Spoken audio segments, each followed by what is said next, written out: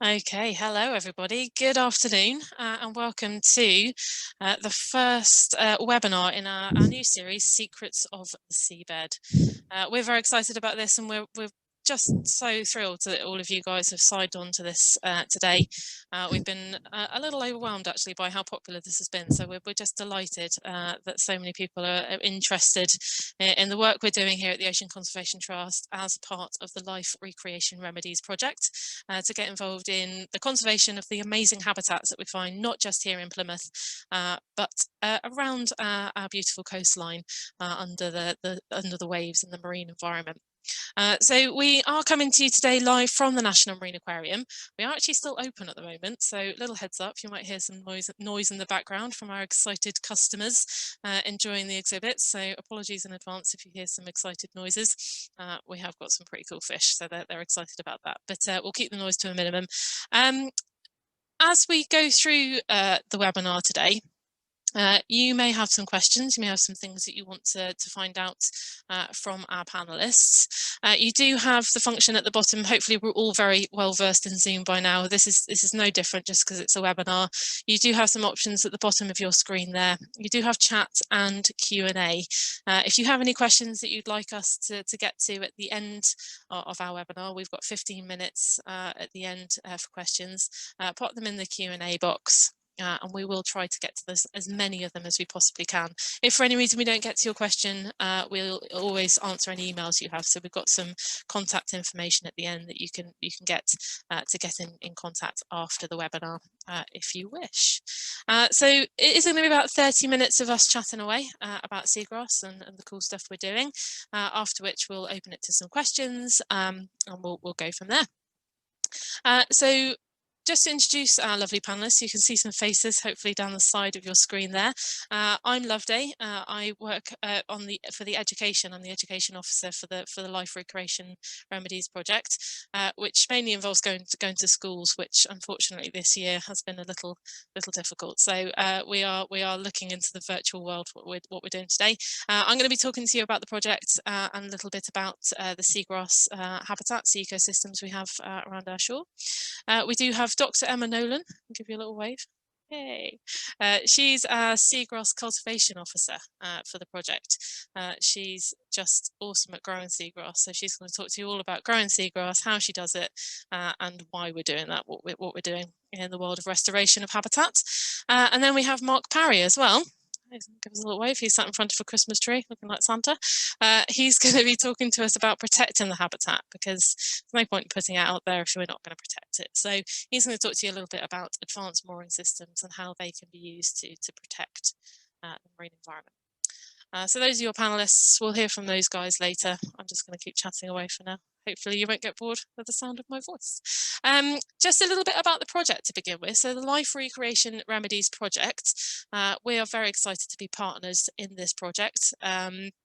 It is an EU Life funded project working in 5 special areas of conservation, SACs, around the south coast of England. So we've got the Fallon Helford, we've got the Isles of Scilly, Plymouth Sound, we've got the Solent Maritime, Essex, and Essex. So a number of really special locations around the south coast of England, all of which have amazing habitats, not just seagrass, as one we're going to focus on today, but other seabed habitats, which are vital not just to the marine life they support, but to us as well.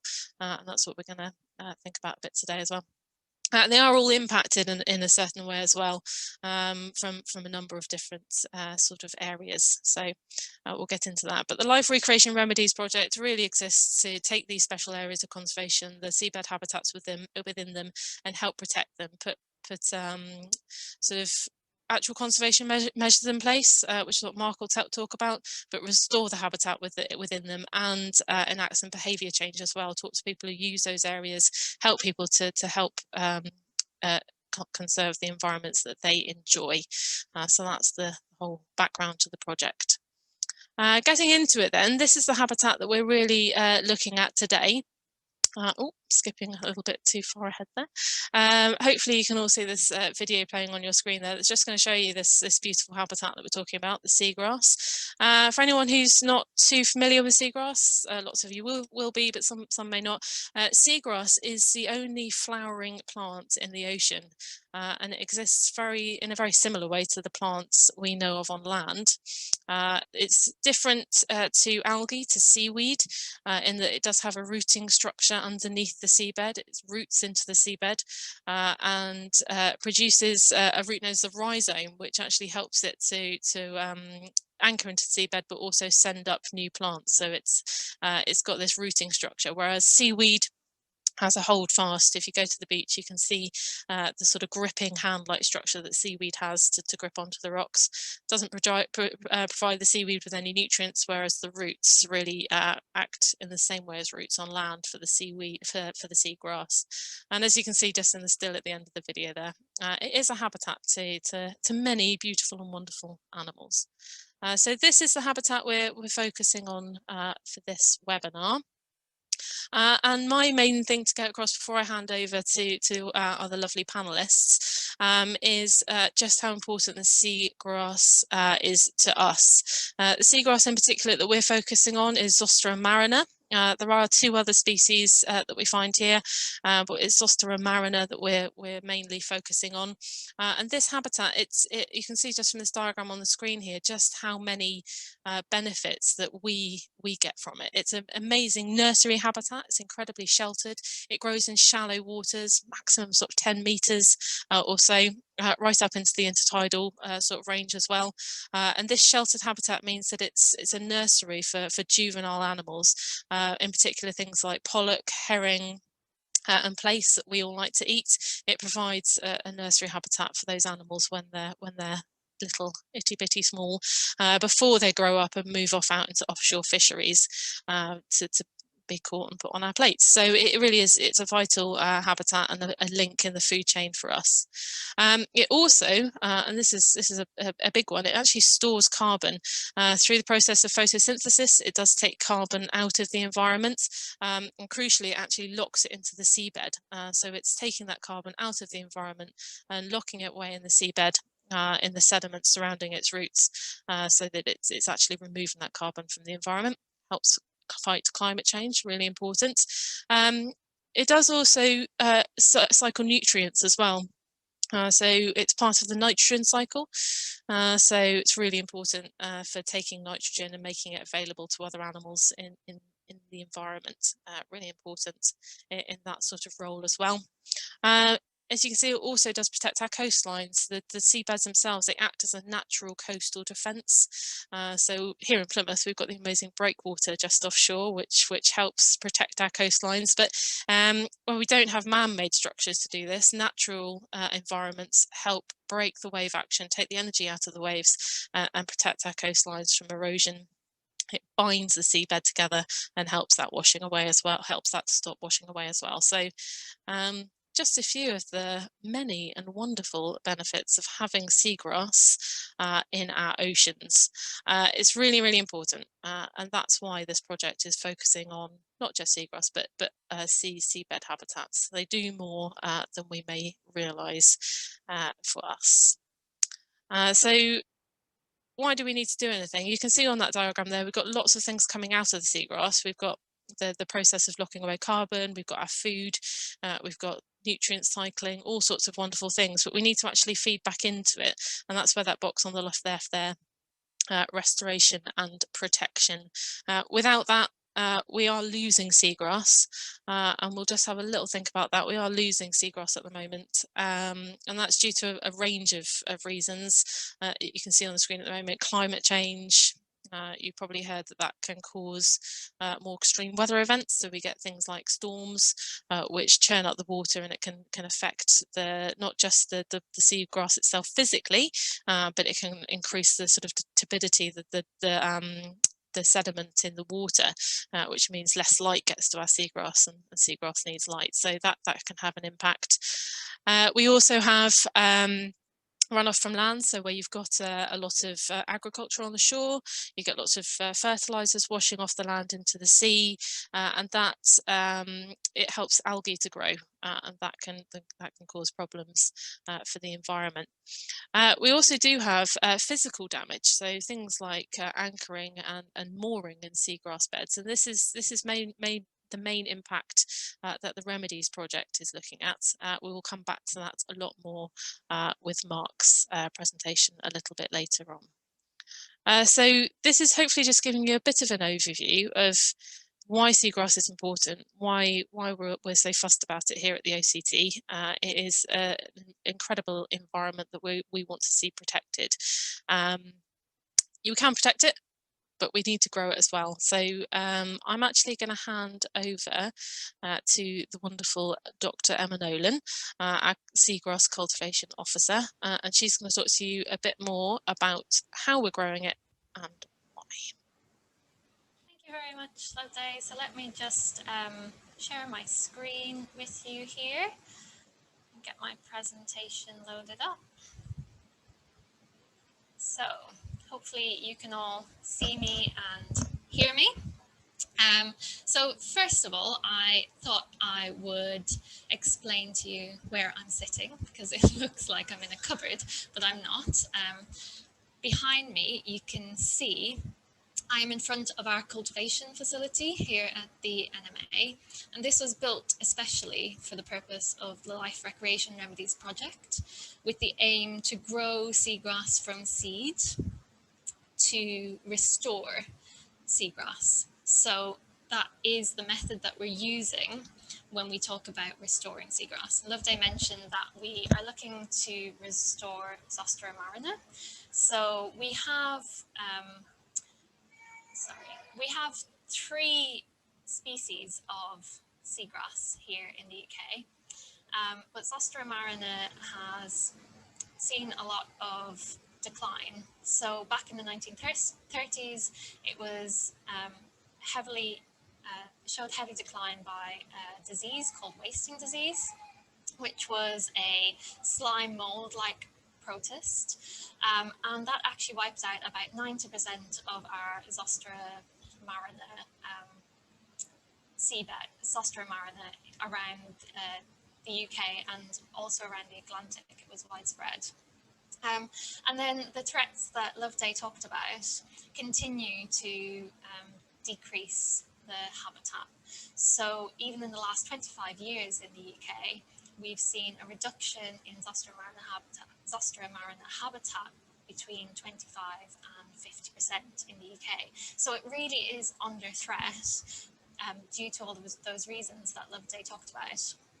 And what we need to do is to conserve the habitat we have, but it's also getting to the stage where we need to think about restoring and trying to increase in any way we can the habitat. And one way to do that is through this restoration process from seed. The reason we're using seed is due to the life cycle of the plant itself. So Loveday mentioned it's a marine flowering plant. So it's like a flowering plant you would find on land. It has evolved from land, just has migrated into the sea. So it flowers, it creates seed, and this is one of the ways in which it reproduces, this sexual reproduction. It can also reproduce asexually, so through clonal growth. So this is where clones of the plant pop up from this rhizome or root system that Loveday was talking about. And so normally when you think about restoration, you kind of think about taking a plant from one habitat and putting it into another. But because this would ultimately negatively influence the donor habitats, we're instead trying to use seed. And really in the past 10, 15 years, it's become a more popular way to try and restore some species of seagrass. So seeds in their natural environment have a lot of natural mortality, so they can be eaten by animals, they can get washed away or covered in sediment, pathogens and other things, which means that, you know, a large proportion of these seeds don't actually make it to become an adult plant.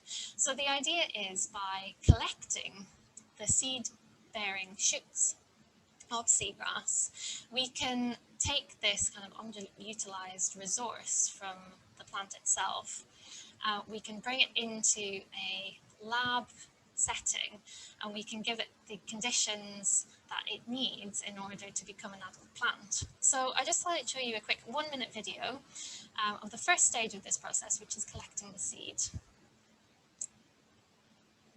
So this was taken this summer. Hopefully you can, oh, sorry. Let's restart that. Hopefully you can all hear that.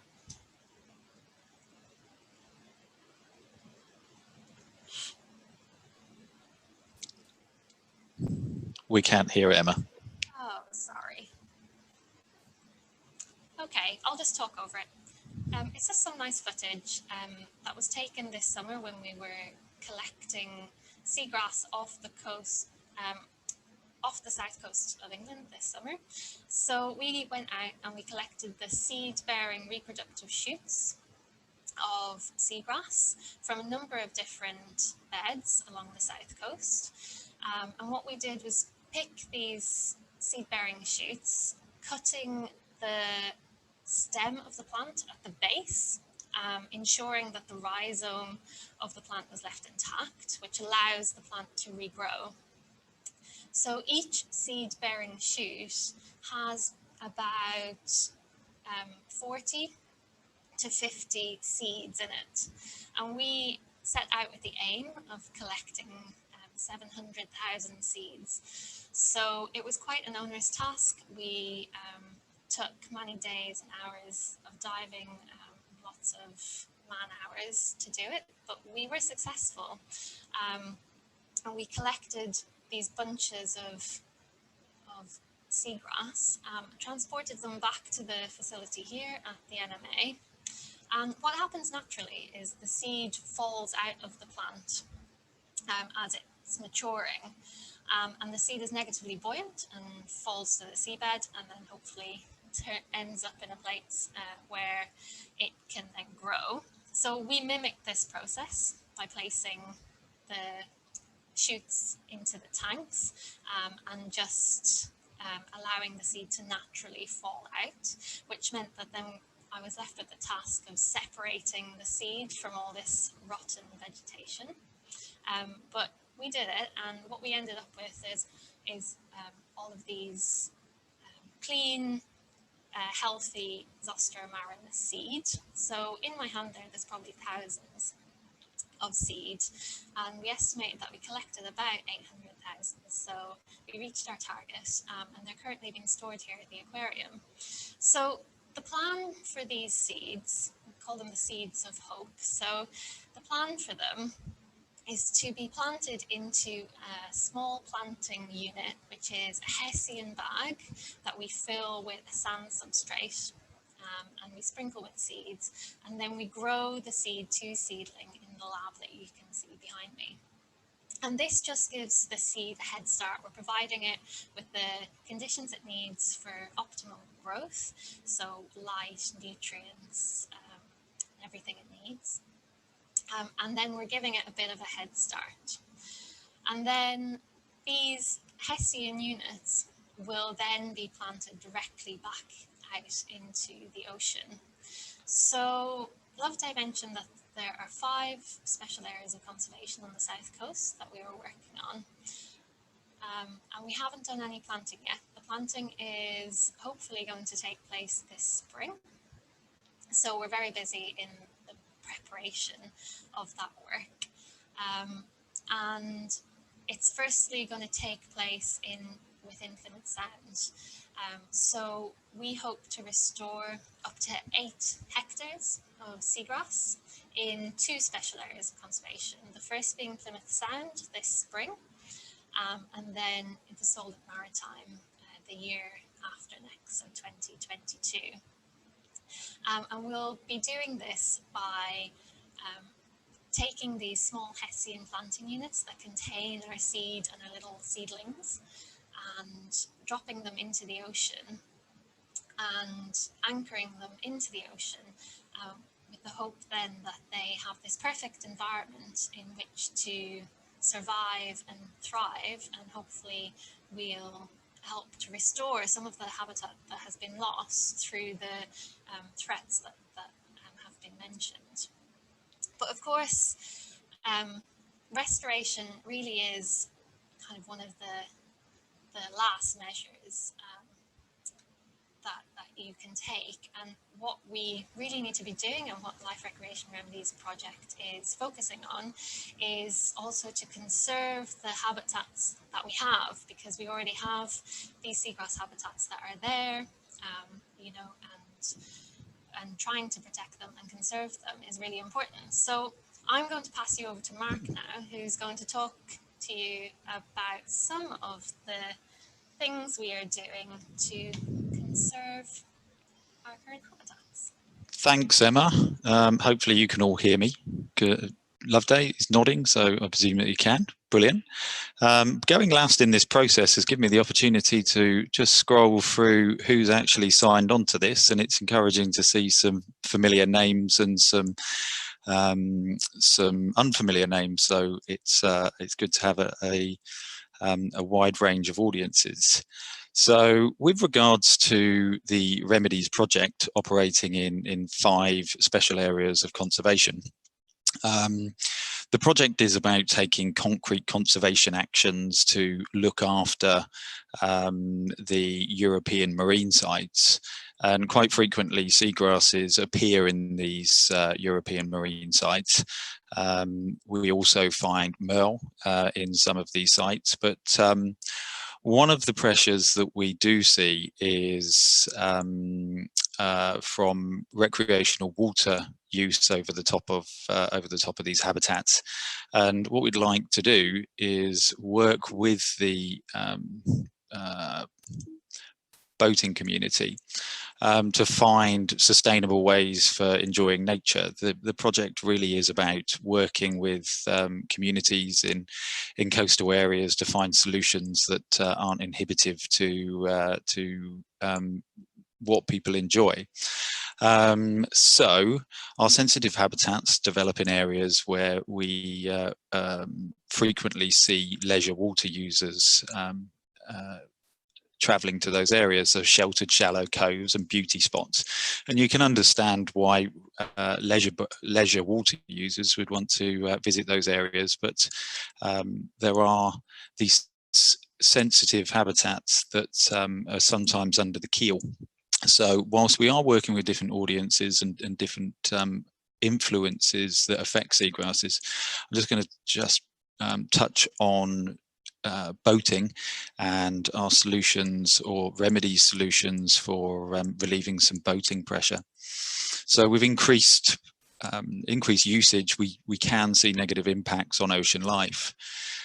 So EU Life Remedies, we're looking to lessen those impacts and provide solutions that allow water users to enjoy these areas in a sustainable way. So there are potentially two strands or 2 activities that could have a negative influence on these habitats, and that is anchoring and mooring. What the project is decided to do, or is endeavouring to do, is provide mooring options, so it's not necessary for visiting yachts or motor boats to drop an anchor. And we'd like to offer advanced mooring systems in place of anchoring. So the removal of these negative effects is an improvement. So we refer to them as advanced mooring systems. And when we think about mooring, there's a potential for, or in areas of seagrass and other sensitive habitats, we find that a traditional style of mooring has a scour or a halo of impact around the mooring. So what we're trying to do is remove this heavy chain and that has an influence around this sort of central point. And there are several options that are being trialled, some with bungee sort of rubber roads, and another one by simply floating the chain off the ground. So we've got 3 different options that the Remedies project is trialling, and we have a couple of illustrations here of the Seaflex advanced mooring system. So you can see that's an illustration of a pontoon in a seagrass bed on the left-hand side, and there is a riser going to the pontoon, and in between the riser and the anchor point is a bungee that allows for the pontoon to travel up and down with the tide. And the Hazelette mooring, elastic mooring system, works on a similar principle, that removing this heavy chain and replacing this with rubber that is allowed to extend and contract with the tide means that there's less an impact on the seabed. Now, these systems were predominantly designed for areas where we have low sort of tidal variances. So another option that we're trialing that is a little bit more simpler in its approach is a Sterling advanced mooring system, and that is simply a dependent upon the size of the vessel will dictate the size of the chain used, and we balance these subsurface floats along the chain to keep them mid-water, so at low water we don't find that they bunch up on the surface. So whilst it's quite a simple illustration, there is a little bit of thought that needs to go into balancing each one to keep these floats sort of mid-surface. So when we look at the riser chain, it's floating off the ground, and there's a couple of different methods in which we can anchor these risers to the seabed. There is a traditional block, and sometimes a concrete filled tractor tire that is deployed onto the seabed with a riser attached, or alternatively we can deploy helical screws.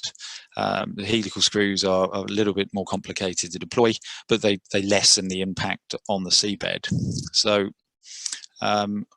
whilst I don't have any footage of the AMS for Seaflex or Hazelette, we have been involved in the deployment of the Sterling riser.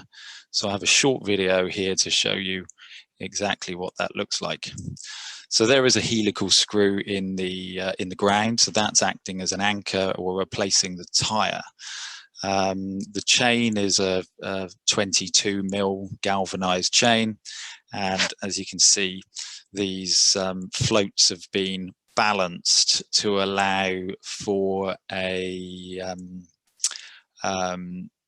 for them to sit mid-water, and as the tide falls and rises, then this whole system moves up and down throughout the water column. And we've I think these have been deployed for 6 years in various places around the southwest, and we haven't had any significant negative feedback of them. They haven't caused navigational issues. But the Remedies project is looking to trial a whole suite of these different moorings in different circumstances and in different locations. So what is the advantage of being able to change the riser? So it's a bit of simple maths here. The benefit of reducing the scour, if you have a 9-meter chain and your sphere of influence of that potential scour is 5 meters, then the area that's affected is almost 79 square meters. Now, whichever method we use, or whichever approach to reduce the impact of this scour through bungee moorings or through removing the chain from the ground, if we just bring it down to the size of a concrete block or a sinker, if it's a metre across, then we only affect 0.79 square metres of seabed. So that's a 99% reduction in just approaching the impact of the riser. Taking that a little step further, then as you can see in the image, we can put a helical screw in, which reduces the impact to the diameter of the helical screw, and it's about the size of a scaffolding pole. So these are just some of the approaches that ReMEDIES taking to safeguard seagrass beds or Annex 1 habitats within special areas of conservation. And over the course of the next 3 years, the intention is to remove 60 traditional moorings and replace them with 76 advanced mooring systems.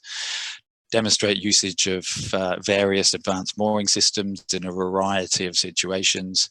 And really that is to aid and build confidence from the recreational boating community in advanced mooring systems. And what we'd hope that we see is at the end of the ReMEDIES project, there's a change in seagrass characteristics around the advanced mooring sites that will be statistically and biologically significantly greater in a change of seagrass than our standard moorings or areas that have been influenced by scour, and really to provide evidence of advanced mooring systems to harbour authorities so that these can be confidently adopted and rolled out against in other areas where we do see impact on sensitive habitats. So I think that pretty much concludes the little section that I wanted to say. I'm going to bring Claire in now, who is going to assist perhaps in some of the Q&A. I think Claire has been monitoring our questions, and she is our comms officer at the Ocean Conservation Trust. Give us a wave. Hi. So I believe some of you have been asking questions as we've gone along. So Claire, would you like to fire some of those questions at Loveday, Emma and myself? Absolutely. Thank you so much, everyone, for these fantastic questions, and great talks, everyone, as well. So the first question comes from Ravina Baines, and she's asking Emma, how do you determine the areas that are suitable for restoration? Okay, thank you. Thanks, Ravina, for your question. This is actually done in conjunction with our partners. So there are a lot of partners in this project, including Natural England, who are managing the Life Recreation Remedies project. And we have actually done a lot of habitat suitability modelling, not we personally, but within the scope of the project, to determine the areas that are most suitable for restoration, because it's obviously very important that the conditions are right, the substrate is right, the habitat is correct. And then in consultation with all our partners and the Marine Management Organisation and others, we have come up with some suitable areas for restoration. Mark, anything else to add to that? I don't think so. No, it's been guided by the suitability work. So the parameters have been put into the model, and they have those models have told us the best place for success. So that's where we're going to go. Great. So our next question is from Daniel Stoker, and he works in the industry, and he's asking, are there any plans to collaborate or have opportunities with special interest groups in the future? And I'll give that question to Mark. Yes, obviously there's a lot of technical challenges to subtidal habitat restoration, and some of the things that we'd really like some assistance with, and would be some of the planting techniques, and perhaps ideally the use of a mechanical planter would be fantastic. But yes, if we could sort of touch base with these guys after the conference or after the presentation, that would be appreciated. Perfect, thank you. So next question comes from Lisa Clark, and she's asking, will there be any more areas of seagrass restoration in the future, and how much help is needed to support seagrass conservation ideas? And this can also go to Mark as well. Sorry, could you repeat the question, Claire? You cut out a little bit. Oh, sorry. Will there be more areas of seagrass restoration in the future, and how much help is needed to support seagrass conservation currently? Okay. Well, there will be areas that we'll look to restore in the future, and actually we just announced an exciting project today that's going to take place in different areas. With regards to remedies, the intention is to restore areas in Plymouth Sound and then within the Solent Maritime. And what was the final part of the question, Claire? It was, and how much help is needed to support seagrass conservation currently? Oh, I think there's there's an enormous amount of support that we could do with. I think there is a growing interest in seagrass conservation, and actually just looking through the list of some of the attendees here, there have been people that have been involved in seagrass conservation and projects and assisted us over the last sort of 6 years. But it's clearly, if these areas are protected and we know that they're in decline and they're still in decline, then that would sort of imply that we do need to make greater efforts, and more organizations and more marine conservation organizations that realize and focus upon seagrass it can only be a good thing. So perfect, thank you. So next question is for Loveday. If someone wants to become involved within marine conservation and restoration, what advice would you give them? That's a really good question. It's such a wonderful area to work in, and particularly in the marine world, it's just such a rewarding sort of area to work in. It does make it quite competitive though, so I would say that the best advice I could give to someone of sort of school age, university age, is to just get as much experience as you can, volunteer as much as you can, sort of just read a lot, keep up to date with all the current work and everything that's going on. And it's funny, we chatted about this question earlier, and I think always be prepared to do quite a lot of work for not very much money. It's not a big earner, but it's massively rewarding. It's a job that you can do and really feel good about it, and just get as much volunteering experience as you can while you're in school, and even as an adult, just do as much as you can. Sorry, that's not a great answer, and I'm wondering whether maybe Emma could weigh in, because we're all working on marine conservation here. Emma, do you have any advice? Yeah, I think I agree. Just take every and any opportunity that you come across, if you're passionate about something in particular, and you can follow that passion no matter what route it goes down, whether you work for a government or an NGO or university or something, then yeah, you'll make it happen as long as you're passionate about it, I think. Perfect, thank you. Got a good question from Praveen G. Can we store these seeds for years? I'm assuming seagrass seeds, and is it possible, and how to store? So that question would go to Emma. Yeah, we can. There's been a lot of work done, like I say, the past decade. Quite a lot of countries now are using seed to restore seagrass, and methods are still being developed, but you can store them for quite a long time. The longer you store them, the more mortality you get within the batch. There's been projects that have stored them for 4 or 5 years and still had quite a lot of success for them. So you just have to keep them in the right conditions. So you have to make sure they're clean. So you get rid of all that other vegetation from them, and just with a clean water supply at a particular temperature. And yeah, you can. So it's quite a nice way of doing this restoration work. Really, because you can collect the seed and then store them and then use them. So. Great, thank you. Another question from Stephanie Lavelle. This is for Mark. Is there any way to avoid using so many plastic buoys? This is something that we've actually discussed with regards to the Sterling Advanced Mooring. Is there another product that's available on the market that that isn't sort of petrochemical based?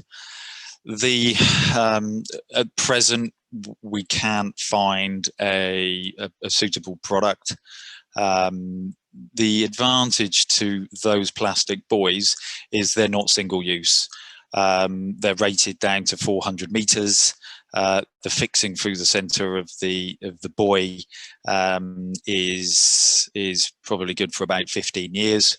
So when with that style of mooring, when it comes to a maintenance regime, the only thing that is needed to be replaced is what would be replaced within a traditional mooring system, which is the chain.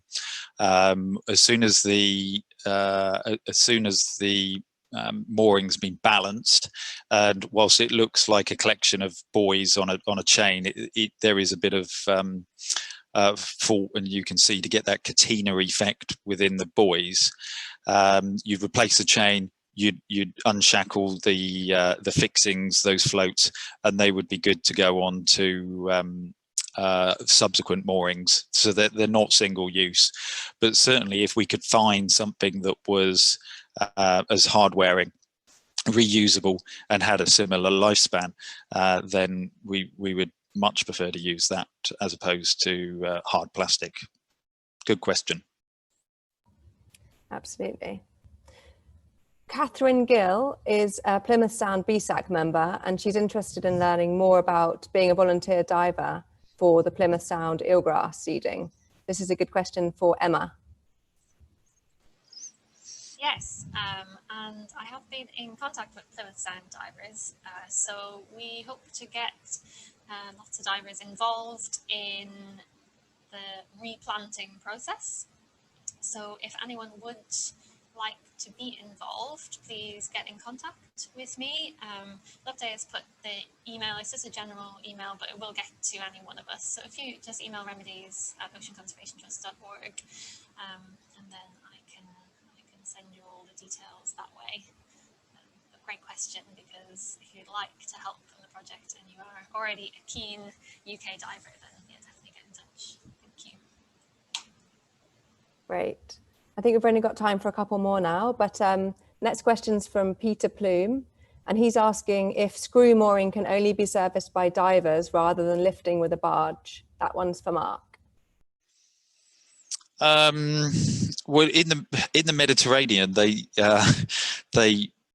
amazingly just sort of fin down with snorkels and put these things in by hand. And around the Balearics, I believe that's quite a common practice. There have been approaches to try and do this from the surface, and deployment certainly went well, so almost like a giant socket set, if you like. But recovery would be a little bit more complicated using that approach. At present, to the best of, or through the trial and the work that Remedies have been included in, we've only deployed them with divers. And of course, you've got the excess time and cost of using a dive team. But yeah, there's potentially other ways of doing it, but not one that in the UK would potentially be fit for purpose with regards to harbour authorities. So there needs to be a certain amount of torque placed on that hexagonal head to get the holding power. So really the only way to confidently do that would be acceptable to a harbour authority is with divers at the moment, but it would be nice to think that we could do it from the surface. Great, thank you. And I think our final question will be from Darcy Mackenzie.